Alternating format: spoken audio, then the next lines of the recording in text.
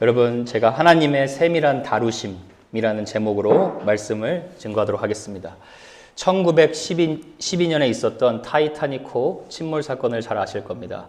4억 달러를 투자해서 3층 구조로 만들어진 당시 최고의 기술로 만들어진 여객선입니다. 사람들이 이 타이타닉호를 향해서 뭐라고 얘기했냐면 이 타이타닉호는 물에 떠 있는 궁전이다. 또 이 만든 사람들이 너무나 자부심이 있어가지고 신도 이 배를 침몰시킬 수는 없다라고 자부했었습니다. 그런데 어떤 일이 있었습니까? 뉴욕 항으로 항해하던 중에 빙산과 충돌해서 4시간 만에 배가 침몰하게 됩니다. 그리고 2,200명의 탑승객 중 무려 1,500명이나 죽게 되는 가슴 아픈 역사적인 사건으로 남게 됩니다. 이 사건에 대해 이제 문제의 원인에 대해서 다양한 말이 있습니다. 크게 두 가지를 말하는데, 배를 조립할 때 1달러 채 되지 않는 볼트, 내부의 볼트가 불량품이었다라는 것입니다. 그리고 또 하나는 내부에서 이렇게 바깥에 어둠을 볼 수 있는, 어둠을 비칠 수 있는 탐조등이라는 것이 설치가 되어 있지 않아서 빙산을 발견하지 못하고 빙산을 충돌했다라는 거예요. 제가 여러분 오늘 이 이야기를 나눈 이유는 오늘 말씀을 보면 하나님께서 어떻게 보면 이렇게 겉으로 보기에 화려하던 타이타닉호를 몇 시간 만에 침몰하는 것을 막아주시는 은혜를 베풀어 주십니다. 여러분이 앞서 기억하시면 아시겠지만 느헤미야 공동체가 외부의 공격도 잘 이겨내고 지금 성전을 잘 건축하기 시작했습니다. 그래서 성전이 지금 잘 완성되어져 가는 시점에서 갑자기 이제 또 내부에서 문제가 일어나기 시작합니다. 내부 사람들끼리 갈등이 일어나기 시작한 거죠. 여러분, 우리가 그렇게 생각할 수 있죠. 하나님도 잘 믿고 이렇게 열심히 하나님을 위해서 섬기고 있는데 왜 자꾸 이런 문제가 생기는 거지? 여러분, 속도보다 방향이 중요하다는 말이 있죠. 근데 방향보다 더 중요한 것은 올바른 방향으로 갈 수 있는 준비를 하는 것입니다. 하나님은요, 이스라엘 공동체에게 이 성전을 건축하라고 말씀하셨을 때 화려한 성전만을 보시는 것이 아니라 그 성전을 건축하는 한 사람 한 사람의 마음의 중심을 보시는 분이십니다. 그만큼 하나님이 우리를 사랑하시는 분이에요. 그래서 우리가 어떻게 보면 인생의 배를 출항시키기 전에 침몰되지 않도록 하나님이 우리의 삶을 세밀하게 다루어 주는 부분을 우리가 오늘 본문을 통해서 보게 됩니다. 그래서 우리가 두 가지를 살펴볼 건데요. 첫 번째는 내부 문제를 다루시는 하나님. 어떻게 보면 여러분 이렇게 적용하면 될 것 같아요. 하나님이 우리의 내면을 다루신다라고 적용하면 될 것 같고, 두 번째는 그 하나님의 다루심을 받는 성도들의 특징이 무엇인가, 이렇게 두 개 나누어서 보도록 하겠습니다. 오늘 여러분 한 사람 한 사람의 마음과 삶의 모든 영역이 하나님의 세밀한 다루심을 받는 은혜의 시간이 되길 축복합니다. 먼저 내부 문제를 다루신 하나님 살펴보도록 하겠습니다. 무슨 문제가 있는지 알아야겠죠. 여러분 1절 같이 한번 보세요. 1절 같이 한번 읽어볼까요? 시작.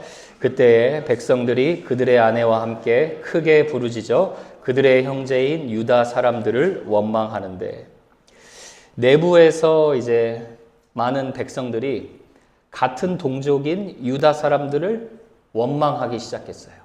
근데 원망했던 이유가 뭐냐면 여기 앞에 이렇게 나와요. 1절 앞에 그들의 아내와 함께 부르짖었다. 그러니까 가족 전체가 지금 뭔가 어려움의 그 시기를 겪고 있었다라는 것을 우리가 알 수가 있죠. 아이들도 그렇고 아내도 그렇고 가족 전체가 힘들었어요. 그 내용이 뭐였냐면 2절부터 5절의 내용을 정리해 보면 아시겠지만 의식주의 문제였습니다. 먹고 사는 것이 힘들었어요. 2절에 보면 하나님을 향하여 계속해서 섬기던 그런 많은 백성들 중에 가난한 사람들이 있었습니다. 근데 이제 가난한 사람들이 이제 먹을 것이 다 떨어져 가지고 다른 사람에게 빌붙어서 살아야 하는 신세가 됐고, 또 3절에 보면 이유가 나오는데 그 시기가 famine, 흉년과 기근이 들었던 시기라고 얘기를 합니다. 마치 여러분 이전에 우리나라의 IMF 시대가 있었던 것을 기억하면 훨씬 더 우리가 이해가 되겠죠. 그리고 어떤 일들이 있었냐. 3절, 4절에서 계속해서 보면 공동체 내부에서 돈이 좀 있다라고 생각하는 귀족 사람들은 자신들의 밭과 집을 보증서서 양식을 얻었고, 또 돈이 없는 사람은 빚까지 내면서 당시에 페르시아 왕에게 세금을 내느라 먹을 것이 다 떨어지는 이런 안타까운 일이 있었던 것입니다. 근데 5절에 보면 도저히 있을 수 없는 일이 일어납니다. 같은 이스라엘 백성 내에서 동족들끼리 자신의 자녀들을 노예로 사고 파는 일들이 일어났던 거예요. 여러분, 사람들이요, 먹고 살기 힘들어지면 신경이 날카로워지죠. 그리고 이기적으로 변하죠. 그게 약간 세상 흐름에 어떻게 보면 기준이라고 볼 수 있는데, 근데 그럴 때일수록 하나님의 사람이 더 돈독하게 서로를 도울 수 있어야 되는 게 당연한 거죠. 그런데 지금 이 내부에서 어떤 일이 일어나고 있느냐? 하나님을 신뢰한다고 자부하는 관리들, 지도자들, 그리고 부자들, 귀족들이 세상 방식으로 똑같이 가난한 자에게 이자를 계속해서 취하고 있는 것을 우리가 보게 된다는 거예요. 여러분, 1세대 분들 전당포라는 거 다 아시죠? 우리 2세들은 전당포 아시나요? 론 오피스라는 건데, 내가 그러니까 물건 시계를 맡기고, 그리고 전당포에서 돈을 빌려줍니다. 그리고 돈을 빌려준 일정 기간 안에 돈을 갚지 못하면, 시기를 찾아가지 않으면 이제 이자를 계속해서 이제 늘어나는 거예요. 불법이 아닙니다. 합법적인 거예요.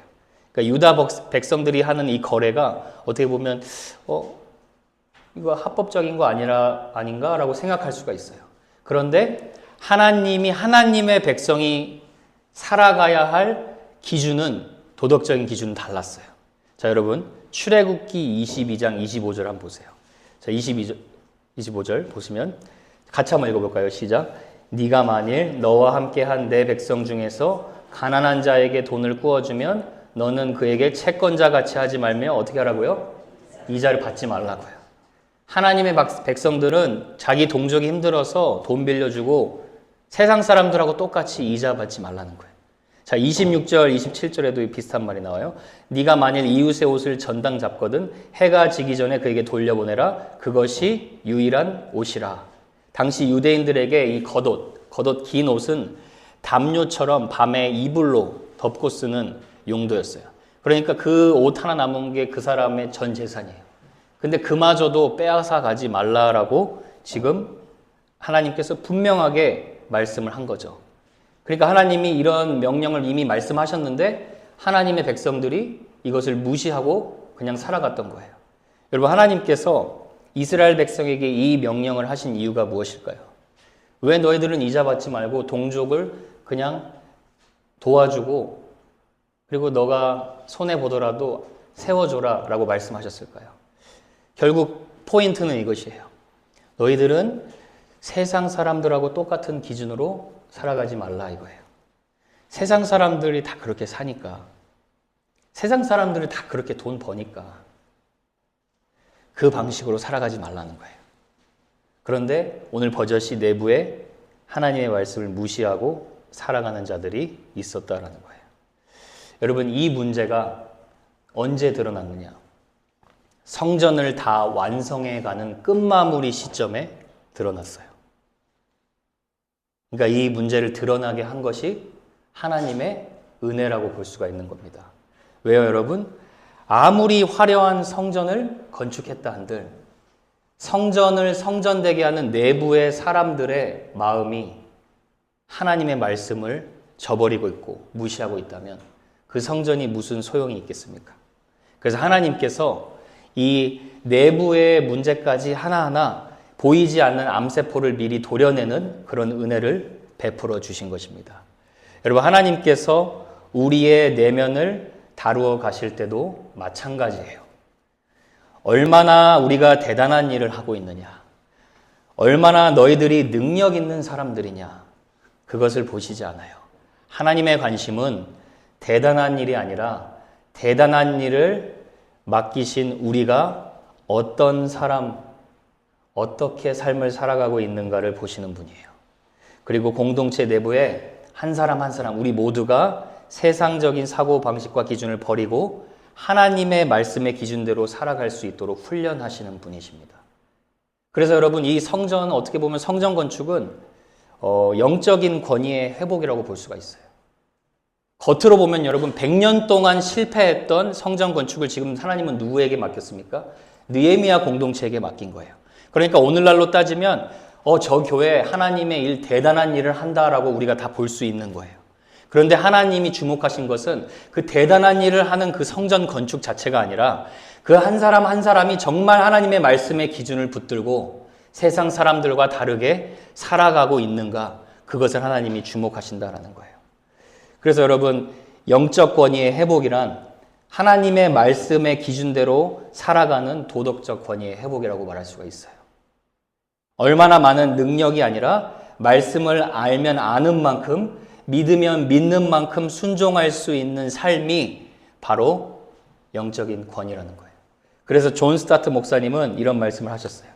복음적인 변화, 우리가 예수 그리스도를 통해 가스펠 트랜스포메이션이 있다면 반드시 그 사람은 도덕적인 삶의 변화를 가져온다라고 얘기했어요. 자, 여러분, 도덕적인 삶을 살자, 이것이 복음이 아니죠. 왜냐하면 우리는 도덕적인 삶을 살 수 없는 죄인된 존재예요. 우리가 아무리 선한 일을 할 수 있어도 하나님 앞에서는 우리의 마음과 생각과 동기와 모든 행동이 100% 완벽할 수가 없어요. 그러나 그 100% 완전한 순종의 삶을 사신 예수 그리스도를 우리가 진정으로 내 주인으로 믿게 되면 우리는 그 예수님을 닮아서 삶의 도덕적인 변화도 일어날 수밖에 없다라는 거예요. 그래서 여러분, 예수님 믿으면 거짓말 한 번 하는데 굉장히 가슴이 떨린 거죠. 예수님 믿으면 이전에는 내가 죄의 별거 아닌 거라고 생각했는데 조그만한 죄에도 민감하게 되는 거죠. 그래서 반드시 삶의 변화가 일어날 수밖에 없다라는 거예요. 그래서 우리의 크리스찬의 도덕적인 기준은 뭐냐? 세상 사람들이 저렇게 하는 것이 잘 사는 기준, 이게 아니라 우리의 도덕적 기준은 살아계신 하나님의 말씀이라는 거예요.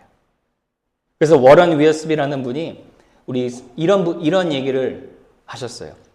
정치인은 무엇이 인기 있는 일인지를 묻고 외교관은 무엇이 안전한 일이지라를 묻지만 참 지도자는 무엇이 옳은 일인지를 묻고 살아간다. 제가 하나만 덧붙이자면 모든 하나님의 성도인 저와 여러분 한 사람 한 사람도 항상 하나님이 보시기에 무엇이 옳은 일이지 이것을 물으며 살아가는 자들이라는 거예요.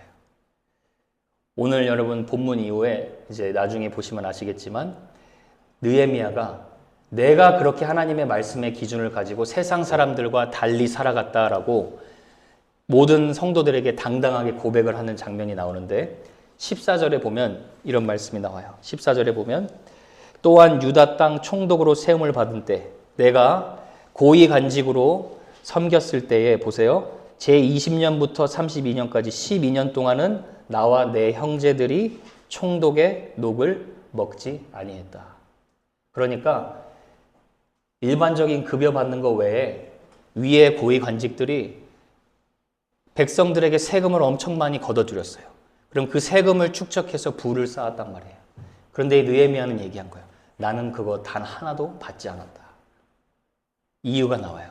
왜냐, 내가 하나님 앞에서 하나님을 경외했기 때문에 나는 그렇게 다른 총독들처럼 살아가지 않았다라고 얘기를 합니다. 그래서 여러분, 우리가 이것을 통해 기억할 수 있는 게 무엇이냐? 하나님이 우리의 내면을 다루실 때는 반드시 세상과 구별된 자로 살아가는 훈련을 하게 하십니다. 여러분이 꼭 기억할 수 있어야 돼요. 그것이 교회의 힘입니다. 그것이 성도의 힘이고 그것이 교회의 영적 권위의 회복인 줄 저는 확신합니다. 두 번째로는 하나님이 내면을 다루실 때 성경적인 리더십, 영적인 리더십을 가지게 하십니다. 자, 오늘 말씀 보면 지도자 느헤미야가 문제를 어떻게 해결해 나가는지 잘 나오는데요. 여러분, 느헤미야만 지도자가 아닙니다. 여러분 모두가 어떤 면으로는 지도자예요. 여러분 가정을 섬기는 남편으로서 지도자고 또 성도는 하나님의 사랑으로 세상을 섬기고 모든 사람을 섬길 수 있는 지도자의 자리로 부름받았어요. 그렇기 때문에 오늘 이 말씀이 여러분에게 주시는 말씀이라고 생각하셔야 돼요. 오늘 말씀 먼저 6절 보면 성경적인 리더십의 요소 중에 가장 중요한 거 하나가 드러납니다. 6절에 보세요. 내가 백성의 부르짖음과 지금 내부의 갈등의 울음소리를 들은 거죠. 이런 말을 듣고 어떻게 했습니까? 크게 노하였다. 분노했다라는 거예요. 여러분, 지도자는요, 때로 악에 대해서 마땅히 분노할 수 있어야 돼요. 성도도 마찬가지예요.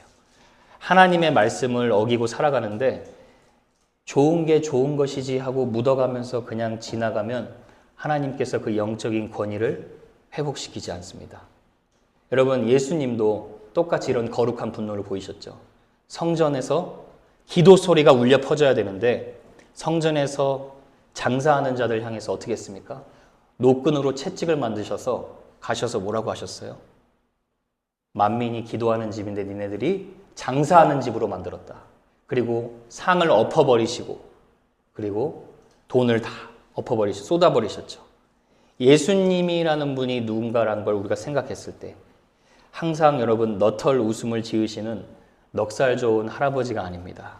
예수님은요, 사랑의 하나님이시지만 동시에 공의의 하나님이세요. 절대로 악한 것을 그냥 넘어가시지 않습니다. 그래서 참된 교회의 지도자, 저 또한 마찬가지고 여러분 또한 마찬가지예요. 트러블을 회피한다고 악에 대해서 대충 넘어가서는 안 돼요. 하나님이 이거 다 다루고 가십니다. 계시록에 보면 여러분, 예수님이 버가모 교회를 향하여 칭찬을 하십니다. 계시록에 버가모 교회에서 이런 말씀을 하세요. 칭찬하실 때 너희의 성도들 중에 사탄이 사는 곳에서 죽임 당할 때까지 믿음을 저버리지 않는 성도가 있었다라고 칭찬을 해요. 그런데 예수님이 내가 그런데 두어 가지 책망할 것이 있다 그거예요. 그 뭐에 얘기하시냐? 너희들 중에 발람의 교훈을 지키는 자들이 있었다. 바른 교훈을 지키지 않는 자들이 있었다. 그거로 인해 사람들이 넘어졌다. 잘못된 가르침을 지키는 자들을 내버려뒀고 하나님 앞에 올바른 삶을 살지 못하도록 내버려뒀기 때문에 예수님이 분명하게 책망했다라는 거예요. 여러분, 우리가 이런 걸 통해서 요즘 정치적 상황을 잘 생각할 수 있어야겠죠. 굉장히 지금 많이 나라가 혼란스럽죠. 그런데 이런 상황에 말씀에서 분명하게 제시되지 않은 정치적인 커멘터리는 되도록이면 우리 성도들은 지혜롭게 기도하면서 넘어갈 수 있어야 돼요. 우리가 이 대통령이 나쁘다, 저게 나쁘다 이렇게 정확하게 얘기할 수 있는 성경적인 분명한 근거가 없죠. 그렇기 때문에 지혜롭게 기도하면서 우리가 이걸 헤쳐나가야 돼요. 그런데 남자와 여자 외에 또 다른 성이 있다. 낙태, 아이를 죽이는 것은 여성의 생명의 인권을 보호하는 권리다. 구원받는 것은 예수 그리스도 외에 다른 길로도 구원받을 수 있다. 모든 종교는 종교만 가지면 하나님을 믿을 수 있다. 이런 악에 대해서는 우리가 분노하고 분별할 수 있어야 돼요. 그것이 영적인 리더십을 가진 모든 성도들의 자질 중에 가장 필요한 것 중에 하나라는 거예요. 근데 여러분, 두 번째 느헤미야가 가졌던 것이 뭐냐? 화가 난다고 충동적으로 바로 그냥 행동하지 않았어요. 필터링 과정을 거칩니다. 오늘 본문 말씀 7절에 보면 분명하게 귀족들을 불러가지고 호되게 꾸짖습니다. 근데 호되게 꾸짖기 전에 무슨 말이 나오죠? 깊이 생각했다라고 나와요. 분노하기 전에 깊이 생각했다. 하나님 앞에 기도한 거예요. 저는 깊은 사색이라고 표현을 하고 싶어요. 왜 사색이라고 표현하냐? 깊은 생각도 생각 나름이죠. 우리가 뭐 부정적인 생각을 깊이 빠지면 거기에 헤어나올 수 없게 되죠. 근데 사색이라는 사전적인 의미가 보니까 이래요. 어떤 것에 대하여 깊이 생각하고 근본 뜻을 찾음이에요. 찾음, 맞죠? 있나요? 네. 참음이라고 되어 있는데 찾음이에요. 그러니까 문제가 생겼을 때 그 문제가 누가 일으킨 거고 누구 탓인가 이런 것을 찾는 것이 아니라 이 문제를 어떤 하나님의 방법으로 해결해 나가야 될지 하나님의 근본적인 뜻을 찾는 깊은 묵상의 시간을 가졌다라는 거예요. 그래서 여러분, ESV 영어 성경에 보면 이 7절에 이렇게 나와요. I took counsel with myself라고 나와요. 분노했을 때 자기 자신과 상담했다라고 나와요. 그리고 또 다른 버전에는 I mastered my feeling이라고 나와요. 나의 감정을 마스터했다. 그러니까 이 거룩한 분노에 인간적인 감정적인 제약된 분노가 섞이지 않도록 하나님과의 깊은 묵상의 시간을 가졌다라는 거예요. 여러분, 우리가 이 어려운 세상을 살아가면서 가장 필요한 시간 중에 하나가 바로 이 깊은 묵상의 시간이에요. 거룩한 분노를 가지고 살아가는 것이 악을 미워하는 하나님의 성품이라면 이 깊은 사색의 시간을 통해서 우리는 악을 선으로 이기게 하는 힘을 가지게 됩니다. 그래서 사람이 어떤 삶에 문제가 닥쳤을 때, 어떤 충격적인 만한 일을 겪었을 때, 이 깊은 사색의 시간을 가지는 사람들은 왜 이렇게 내가 하는 일마다 문제가 생기냐라고 말하지 않고, 이 문제를 통해서 하나님이 또 나에게 알려주시고자 하는 뜻이 무엇인지 생각하게 된다는 거예요. 그 문제에 함께 빠져들지 않는 거예요. 이런 예가 또 있어요. 그 시편 3편에 보면 다윗 본인의 아들 압살롬에게 배신을 당해서 쫓겨다닙니다. 근데 그 쫓겨다니는 그 상황 속에서 다윗이 하나님께 시를 쓴 거예요. 자, 시를 쓰는데 보세요. 1절, 2절에 여호와여 나의 대적이 어찌 그리 많은지요? 일어나 나를 치는 자가 많소이다. 자, 열받는 일이 2절에 일어납니다. 많은 사람이 나를 가리켜 그는 하나님께 구원을 얻지 못한다. 도움을 못 받는 자다. 이렇게 비웃은 거예요.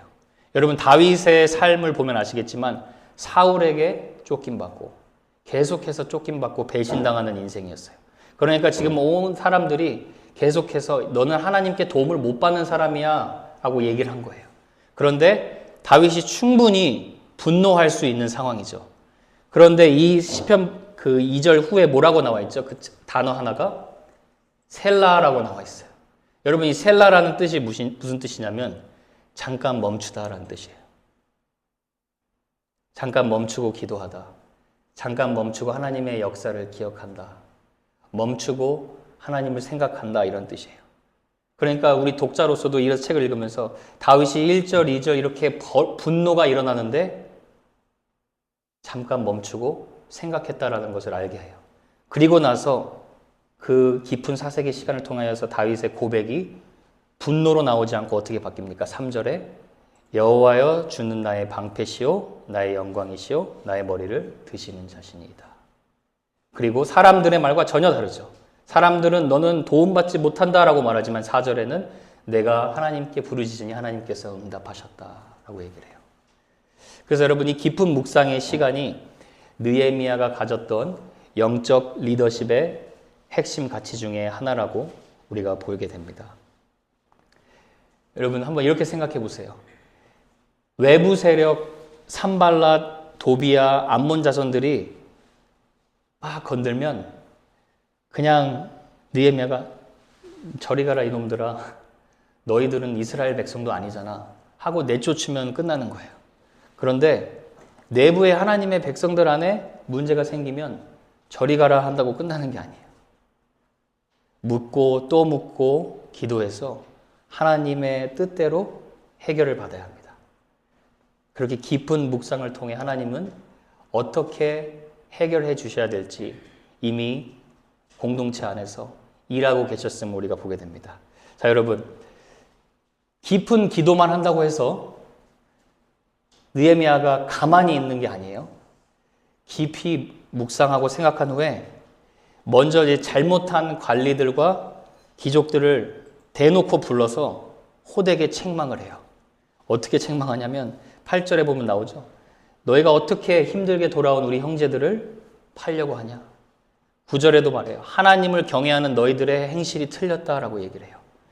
그리고 공개적으로 대회를 열어서 그들의 잘못을 지적했다라고 나옵니다. 근데 이렇게 느헤미야가 지적했을 때 이미 하나님과의 깊은 시간을 통해 기도했기 때문에 이 죄악된 분노가 아니라 하나님의 분노가 담겨있는 그 말씀을 듣고 그 귀족들, 그 책망받은 관리들이 전혀 하나님께 반박하지 않습니다. 그리고 공동체 전체가 회복되기 시작해요.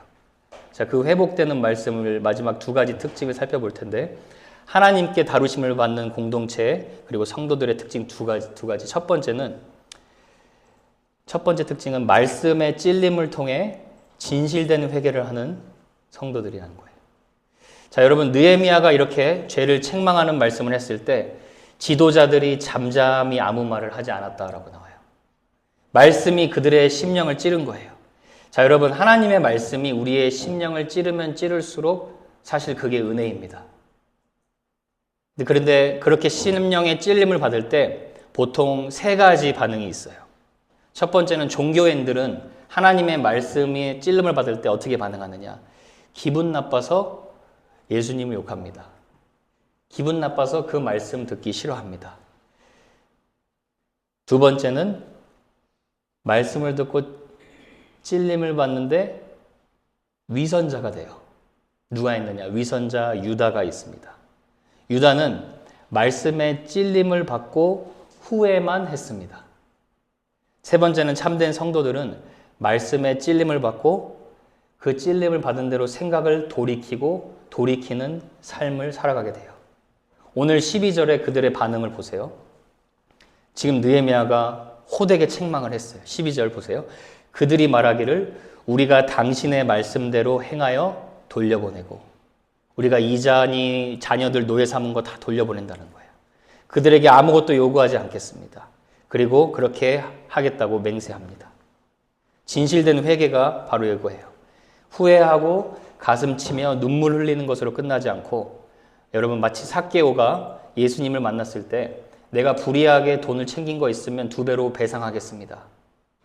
진짜 진실된 회개는 죄를 고백하고 회개한 그 내용대로 그대로 행하는 능력입니다. 여러분 중에 아직 회개의 개념이 무엇인지 모르는 분들도 혹시 계실지 모릅니다. 자꾸 교회는 왜 이렇게 회개하라고 하나? 왜 자꾸 교회만 가면 죄의식을 이렇게 심어주는 거야? 뭘 회개하라는 거야 도대체? 내가 죄인인지도 모르겠는데. 여러분, 그러면 처음부터 시작하면 돼요. 여러분, 창조주 하나님이 믿어지십니까? 누군가 지구를 운행하고 있다는 걸 믿어지십니까? 하나님이 여러분을 창조하신 분이심을 믿으십니까? 하나님 여러분을 창조하셨으면 여러분은 하나님의 소유예요. 그러면 하나님께 마땅히 영광을 돌리기에 합당한 존재를 우리가 지음받았다라는 거예요. 내 생명의 주인이신 하나님이 나를 창조하셨으면 내 인생이 그분의 손에 달려 있다면 그분의 말씀에서 벗어나는 것 자체가 죄죠. 그 자체가 불행한 거예요. 그래서 기독교는 눈에 보이는 사회적인 범죄만 죄라고 얘기하지 않습니다. 기독교는 내 마음에 하나님을 주인으로 두기 싫어하는 그 인간의 죄의 본성을 죄라고 얘기합니다. 성경은 분명히 얘기하고 있어요. 무신론자가 세상에 존재하느냐? 무신론자라고 나는 하나님 없다고 믿습니다라고 하는 사람은 존재하는데 성경은 그렇게 말하지 않아요. 로마서 1장 21절을 보세요. 하나님을 알되 하나님을 영화롭게도 하지 아니하고 감사하지도 아니한다. 난 하나님 있는지 모르겠는데요. 그런 사람 없다라는 거예요. 하나님 있는 거는 세상의 자연만 봐도 하나님이 계시다는 거 분명하게 안다라는 거예요. 그런데 인간의 본성이 태어날 때부터 하나님을 영화롭게 하는 본성이 아니라는 거예요. 그런 여러분들, 그런 이렇게 하나님에 대해서 알아가시는 분들이 계시다면 말씀을 통해서 하나님을 차근차근 알아가시길 바랍니다. 말씀에 벗어나서는 하나님 알 수 없습니다. 죄송하지만 사실이에요. 말씀에 벗어난 신앙생활이라는 거 없습니다. 말씀에 무지한 신앙생활은 교회 생활을 배우게 됩니다. 교회 생활은 종교적인 용어를 배우게 됩니다. 종교 생활을 하게 됩니다. 그러다 보면 예수님과 대적하게 돼요. 그러다 보면 하나님 모르면 에브리 선데이에 내가 만든 신을 섬기게 됩니다. 에브리 선데이 때 나는 내가 위로받기 위해 옵니다. 그런데 하나님을 모르면 그렇게 돼요. 하나님을 제대로 알면 하나님의 영광을 위해서 하나님이 오늘 말씀하시는 것이 무엇이지? 그것을 알고 예수님의 아름다움을 보게 돼요. 그래서 여러분, 제가 책에서 읽었던 부분인데 어떤 성도가 예수 믿으라고 전도를 하는데 예수님 이야기 하자마자 그 전도를 받는 사람이 그랬다는 거예요. 저 교회 안 나갑니다. 그러니까 예수 믿는 게 자동적으로 교회 나가야 된다는 것이라고 이렇게 짐으로 생각한 거예요. 틀린 말은 아니지만 100% 맞는 말도 아닙니다. 교회에 다닌다고 구원받는 건 아닙니다. 교회 20년 다녀도 여러분 잘 들으세요. 나의 죄를 회개한다는 것이 무엇인지 전혀 모르고 예수님의 십자가의 사랑이 얼마나 아름다운 것인지 모르고 다니는 분들도 많아요. 근데 성도가 왜 사람들을 교회로 초청합니까? 왜 우리가 여러분을 초청합니까? 교회에서 선포되는 말씀을 통해 주님 만날 수 있다. 그 간절한 소망을 가지기 때문에 우리가 교회로 초청하는 것입니다. 제가 왜 이렇게 길게 얘기하느냐? 말씀을 통해 자신을 계시하신 하나님을 바르게 천천히 차근차근 알아가십시오. 그리고 회개하는 은혜가 여러분에게 임하길 바랍니다. 그리고 우리 사랑하는 성도 여러분, 여러분은 말씀을 통해 찔림을 받고 있어요. 찔림받고 후회만 하지 마시고 찔림받고 종양을 제거해 주시는 하나님의 치유받기를 소망합니다. 그런 진실된 회개가 지속적으로 이어지는 우리 공동체 되기를 바랍니다. 두 번째로는 하나님의 다루심을 받는 성도들의 특징, 마지막은 진실된 회개를 통해 진정한 기쁨을 경험합니다. 자, 죄를 지적받고 찔림받은 관리들, 귀족들 전부 다 회개했어요. 우리는 우리의 치부를 드러내는 것이 너무나 부끄러운 일이다라고 생각할 수 있는데 기독교 안에 이 은혜는 역설적인 것으로 가득합니다. 섬기는 자가 넘버원이라고 얘기를 해요. 섬김을 받으려고 하는 자가 라스트라고 얘기를 해요. 죽는 자가 살아나는 자라고 얘기를 합니다. 자기 자신을 비우는 자가 하나님께 채움받는 자라고 얘기를 해요. 오늘도 마찬가지예요. 회개한다는 것은 죄를 후회하면서 땅을 치고 통곡하는 것으로 끝나지 않고 반드시 그 회개는 진정한 하나님이 주시는 기쁨을 경험하게 돼요. 자, 오늘 13절 보세요. 자, 내가 옷자락을 털며 느헤미야가 지금 얘기합니다. 이 말대로 행하지 아니하는 자는 하나님의 말씀을 버리고 살아가는 자는 모두 하나님이 또한 이와 같이 그 집과 산업에서 털어버리실지니. 무서운 말이죠. 하나님이 신경 안 쓰겠다라고 얘기하는 거예요. 그는 곧 이렇게 털려서 빈손이 될지로다. 여러분, 느헤미야는 참 어떻게 보면 슈갈코링 하는 그런 지도자가 아니었던 것 같아요. 말씀을 그냥 있는 그대로 선포한 것 같아요. 그러니까 여러분, 느헤미야 말씀을 제가 바꿔서 그대로 여러분한테 말하면 여러분 예수님 제대로 믿고 예수님의 말씀 제대로 안 믿으면 축복 못 받습니다. 이렇게 얘기한 거예요. 반대로 말하면 예수님 제대로 믿고 제대로 말씀 따라가면 축복 받는다는 얘기죠. 그럼 기분 나쁘잖아요. 근데 회개한 사람은 기분 나쁘게 받아들이지 않아요. 잘 보세요. 이 반응. 회중이 어떻게 합니까? 다 아멘하고. 우리 교회는 좀 아멘 소리가 더 높아졌으면 좋겠어요. 뭐 이렇게 소통을 해야 될 거 아닙니까? 회개 얘기만 나오면 아주 다 시무룩해져서 하나님이 진정한 기쁨을 주시려고 하는 거예요. 아멘하고 끝나지 않고 어떻게 돼요? 하나님을 찬송했다라는 거예요. 아멘, 하나님의 말씀대로 이루어질 줄 믿습니다. 그리고 회개했더니 할렐루야로 이어지는 거예요. 여러분, 하나님이 내부를 다루어 가시는 섭리가 보이십니까? 아무리 문제 많아도 결과는 무엇입니까? 회중들, 공동체, 성도들 다 회복해서 하나님을 찬양케 하십니다. 여러분의 삶도 마찬가지예요. 여러분의 삶에 어떠한 문제 많아도 결과는 무엇이냐? 하나님을 찬양케 하세요. 내가 이 현재 고난, 장차 나타날 이 하나님의 영광과 비교할 수 없다. 여러분의 삶에 누가 아무리 돌을 던져서 마음에 상처를 줘도 여러분이 웰컴하고 안 받아들이면 그만이에요.